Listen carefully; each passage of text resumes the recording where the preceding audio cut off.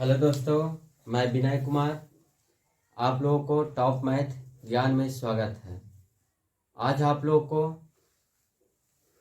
प्रमेय और अप्रमेय संख्या संबंधित प्रश्न कराया जाएगा, इसके बारे में बतलाया जाएगा, जो कि एग्जाम में इससे बहुत सारा प्रश्न पूछा जाता है, जो कि बिहार बोर्ड टेंथ है एग्जाम की दृष्टि से बहुत महत्वपूर्ण है। देखिए, आप लोग प्रमेय अप्रमेय के बारे में पूरा बढ़िया समझ लीजिए और सीख लीजिए, जो कि एग्जाम में इससे 2 से 3 नंबर आता है, और जो कि ऑब्जेक्टिव टाइप का आता है 2 से 3 नंबर, और इसमें लॉन्ग भी देता है सब्जेक्टिव टाइप का, जो कि 3 से 5 नंबर का रहता है, जो कि सिर्फ प्रूव करना रहता है। देखिए, प्रमेय संख्या और अप्रमेय संख्या। प्रमेय संख्या किसे कहते हैं, तब आप लोग पता होगा परिभाषा की प्रमेय संख्या किसे कहते हैं। तो ऐसी संख्या जिसे p बटा q के रूप में लिखा जा सके तथा q बराबर 0 नहीं हो, तो उसे कौन संख्या कहते हैं, प्रमेय संख्या। अप्रमेय संख्या किसे कहते हैं, जिसे p बटा q के रूप में लिखा नहीं जा सके, p बटा q के रूप में लिखा नहीं जा सके, q बराबर 0 नहीं हो। ध्यान रखिएगा, तो प्रमेय संख्या जिसको p बटा q के रूप में लिखा जा सके लेकिन q बराबर 0 नहीं आना चाहिए। क्यों q बराबर 0 नहीं आना चाहिए? अगर q का मान जब भी कुछ भी रख दीजिएगा, यहाँ 0 रख दीजिएगा, तो क्या होगा, जो परिभाषित हो ये वाला जो इसका आंसर आएगा हो जाएगा अपरिभाषित हो जाएगा। इसलिए q बराबर 0 नहीं रखा जाता है। एग्जाम में भी पूछा जाएगा कि कोई आदमी अगर पूछ दे कि q बराबर 0 क्यों नहीं रखा जाता है प्रमेय संख्या में, तो देखिए, अगर हम ऊपर 2 रख रहे हैं, नीचे बराबर 0, देखिए p ऊपर वाला बतलाएगा, q नीचे वाला को बतलाएगा। तो क्या बताया जा रहा है कि q का मान कभी 0 नहीं रखना। यानी देखिए, ऊपर अंक हम ले लिए लेकिन q का मान 0 रख लिए तो क्या हो जाता है, अपरिभाषित हो जाता है, जो कि संभव नहीं है, इसको बना नहीं सकता, इसलिए q बराबर 0 नहीं होता। बस इतना ही समझिए। तो प्रमेय संख्या बस इतना दिमाग रखिए कि जिसे p बटा q के रूप में लिखा जा सके लेकिन q बराबर 0 नहीं, उसे प्रमेय संख्या। जैसे में एग्जाम्पल है 2/3 हुआ, 4/5 हुआ, ये सब हुआ, जैसे 2.5 हुआ, और हो सकता है 3.5 हुआ, ये सब कौन संख्या, सब प्रमेय संख्या।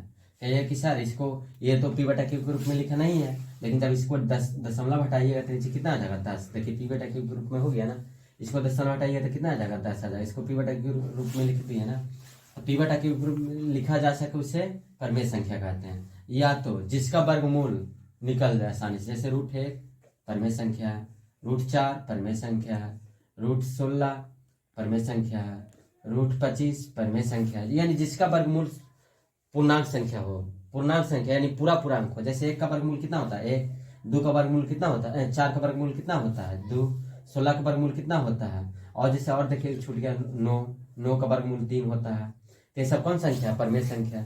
जैसे एग्जाम में ऐसे पूछा जाता है कि क्या 16/25 प्रमेय संख्या है या नहीं। एग्जाम में पूछा जाएगा कि 16/25 प्रमेय संख्या है या नहीं, तो इसको क्या करिए, 16 का वर्गमूल 4 हो गया और 25 का वर्गमूल कितना होता है 5 हो जाता है, जो कि p बटा q के रूप में हो गया, यानी इस टाइप पे लिखा गया ना ये, इसलिए कौन संख्या है, प्रमेय संख्या। और आपको बतलाते हैं 22/7 भी कौन संख्या, प्रमेय संख्या, जो कि पाई का मान होता है।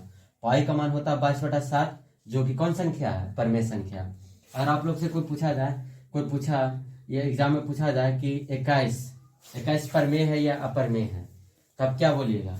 21 खाली अगर बोला गया ना वर्गमूल चढ़ाया गया ना कुछ रूट कुछ नहीं चढ़ाया गया, तो 21 कौन संख्या है, प्रमेय संख्या। कोई कहेगा कि 100, अब कोई बोलेगा कि मतलब ये पूछा जाएगा कि 23 क्या है, तो ये भी प्रमेय संख्या है। लेकिन जब इसी पे अगर √21 कर दिया जाए तो कौन संख्या हो जाएगा, अपरिमेय संख्या हो जाएगा। क्यों, क्योंकि 21 का वर्गमूल पूरा पूर्णांक नहीं होता, इसलिए कौन संख्या √21 अपरिमेय संख्या है। देखिए, इसमें और है जो कि आपको बतलाया जाता है। देखिए, और होता है जैसे कोई ऐसे 3.666 डॉट डॉट डॉट आ गया, तो इस टाइप का प्रश्न पूछा जाएगा कि प्रमेय है या अप्रमेय है। तो देखिए, इसमें आप लोग को कंफ्यूज होता होगा कि क्या प्रमेय होगा कि अप्रमेय होगा। जैसे और लिख रहे हैं 3.2323 डॉट डॉट डॉट डॉट, इसको बारे में पूछा जाएगा कि प्रमेय है या अप्रमेय है। तो देखिए, इस टाइप का प्रश्न आज के बाद कभी गलती ना कीजिएगा। क्या होता है, जब दशमलव के बाद कोई भी अंक अगर रिपीट करना चालू कर दे, यानी रिपीट जब इसका मतलब क्या हुआ कि 6 बार आ रहा है, यानी इसको इसे लिख सकते हैं 3.6, लेकिन जब रेकरिंग चढ़ा देंगे ना तो वो वाला जो डॉट डॉट है सब रुक जाता है। यानी जिसको पावर रेकरिंग रहेगा, जो भी अगर ऐसे इस टाइप का पूछा जाए कि 3.6 के पावर रेकरिंग प्रमेय है या अप्रमेय, तो इस टाइप का प्रश्न हमेशा प्रमेय होता है। ये नहीं कि सोच लीजिए कि जिसमें डॉट डॉट आ गया तो अप्रमेय हो जाएगा। अपरमेय कब होगा? जब कोई भी अंक है जो बार बार रिपीट नहीं करेगा, जैसे 3-4 अंक मिल के बार बार आएगा तब हो जाएगा अपर में। लेकिन एक ही अंक जैसे 2 अंक भी रिपीट करेगा तो भी इसको ऐसे लिख सकते हैं 3.23। देखिए 2 3 यानी बार बार आएगा, यानी 2 3 का पावर कुछ आ जाएगा रेकरिंग, यानी रेकरिंग आ गया, जिसका मतलब कौन संख्या हो जाएगा? परिमेय संख्या हो जाएगा। कौन संख्या हो जाएगा? परिमेय संख्या। आज के बाद इसमें गलती नहीं कीजिएगा। क्या बताया गया कि 3, देखिए 3.2323 बार बार आ रहा है, यानी बार बार आ रहा है, यानी एक ही अंक है, 2 अंक है जो बार बार रिपीट कर रहा है। और रिपीट करने का मतलब उस पर रेकरिंग चढ़ा दीजिए, और जिस पे रेकरिंग आ गया कौन संख्या कहलाएगा? परिमेय संख्या कहलाएगा। जैसे और पूछा जाएगा 7.3 ... आप लोग समझ गए होंगे कौन संख्या होगा? परिमेय संख्या होगी। अब आप लोग से ये भी पूछा जाता है कि 2 परिमेय संख्या के बीच कितनी परिमेय संख्या होता है? 2 परिमेय संख्या के बीच कितनी परिमेय संख्या होता है? आंसर क्या होता है? अनंत। एग्जाम में बहुत बार पूछा है, कहा कि रिपीट करता है, इसलिए आप लोग हर एक प्रश्न पे फोकस लगाइए कि 2 परिमेय संख्या है तो उसके बीच में हम कितनी परिमेय संख्या लिख सकते हैं? तो आंसर आपको क्या होगा? अनंत परिमेय संख्या होता है। आप लोग समझ गए हो कि परिमेय संख्या कैसे पहचानेंगे? आप लोग को कोई दिक्कत नहीं होगा परिमेय संख्या। अब पाई का मान आप लोग को पता होता है कि पाई होता है, अब पाई का मान होता है 22/7, जो कि कौन संख्या है? परिमेय संख्या। पाई का मान 22/7 है। अगर कोई भी अंक एक ही अंक रिपीट करेगा बार बार तो वही परिमेय हो जाएगा। और जिसे ऐसे भी लिखा रहेगा 3/5, 2/6, 9/11, ये सब परिमेय संख्या, ये सब परिमेय है। लेकिन अगर ऐसे अगर आप लोग से ये भी पूछा जाता है कि √2 क्या है, तो √2 ना है, अगर खाली 2 पूछा जाता है तो आप क्या मान देते हैं? आंसर परिमेय हो जाता है, क्योंकि पूरा अंक है।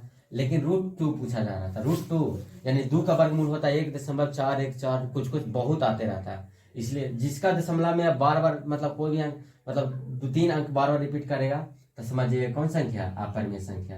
यानी √2 अपरिमेय संख्या, √3 अपरिमेय संख्या, √5 अपरिमेय संख्या, जो भी रूट में आ जाता है जिसका वर्गमूल पूरा न निकलता है, हमेशा कौन संख्या होता है? अपरिमेय संख्या होता है। जैसे अगर इसे आप देखिए अपरिमेय संख्या में आप लोग बताते हैं, पहला अपरिमेय संख्या का सबसे बड़ा उदाहरण है कौन सा?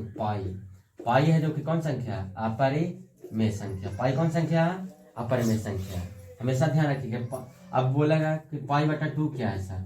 तब पाई में अगर अपरिमेय संख्या में या तो गुणा कीजिए, या तो जोड़िए, या तो घटाइए, हमेशा अपरिमेय संख्या आएगा। या भागा कीजिए, कोई भी कीजिए, हमेशा अपरिमेय संख्या आता है। यानी पाई अपरिमेय संख्या, या तो पाई में 2 से गुणा कीजिए, या तो भागा कीजिए, या जोड़िए, हमेशा अपरिमेय संख्या आता है। तो एग्जाम में भी पूछा जाता है कि 2 अपरिमेय संख्या को गुणा करने पर 2 अपरिमेय संख्या का गुणनफल क्या होगा? 2 अपरिमेय संख्या का गुणनफल क्या होगा? परिमेय होगा कि अपरिमेय होगा? एग्जाम में पूछा जाएगा कि हमेशा परिमेय, हमेशा परिमेय, ऐसा भी एग्जाम में पूछा जाता है। तो देखिए 2 अपरिमेय संख्या, जैसे हम √2 ले रहे हैं और √2 ले रहे हैं, 2 अपरिमेय संख्या है कि नहीं? जब इसको गुणा करेंगे तो क्या आ जाएगा? 2 आ जाएगा। √2 गुणा √2 की जगह कितना आ जाएगा? 2 आ जाएगा, जो कि कौन संख्या है?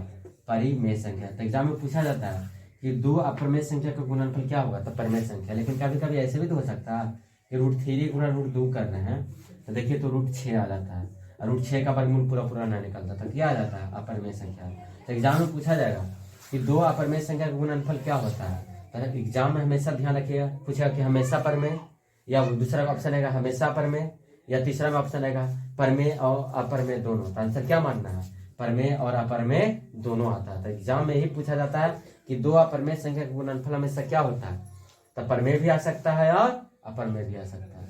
अपरिमेय संख्या देखिए पहचानने का तरीका, जैसे √5 अपरिमेय हुआ, √3 कौन संख्या होगा? अपरिमेय संख्या हो गया, 2√3 ये भी अपरिमेय हो गया। आप लोग समझ रहे हो कि अपरिमेय संख्या कैसे हो रहा है? जैसे और हो गया 4√5 ये भी अपरिमेय संख्या हो गया। यानी जिसका वर्गमूल पूरा ना निकलता है वो सब हमेशा कौन संख्या है?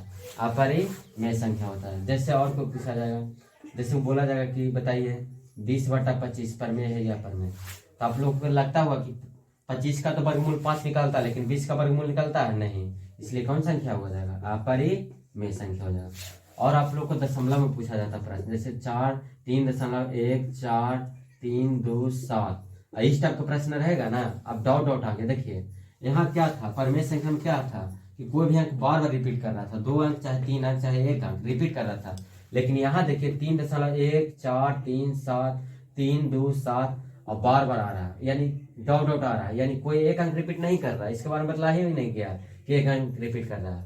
यानी कौन संख्या हो जाएगा, परिमेय संख्या हो जाएगा। अगर कोई एक अंक रिपीट नहीं करेगा तो हमेशा समझ लीजिएगा कौन संख्या हो जाता है, अपरिमेय संख्या। जैसे और पूछा जाएगा कि 3.25, इसके बारे में क्या बतलाइएगा, नहीं इसमें डाउट है ना कुछ नहीं है, तो समझ लीजिएगा कि ये परिमेय संख्या है। ये कौन संख्या है, परिमेय संख्या है। लेकिन यही बोला जाता कि 6.178632 और डॉट रहता है। देखिए कोई भी एक अंक रिपीट नहीं कर रहा है, यानी अलग अलग अंक आ रहा है, अलग अलग अंक अगर आना चालू हो जाएगा तो समझ लीजिएगा कौन संख्या, अपरिमेय संख्या।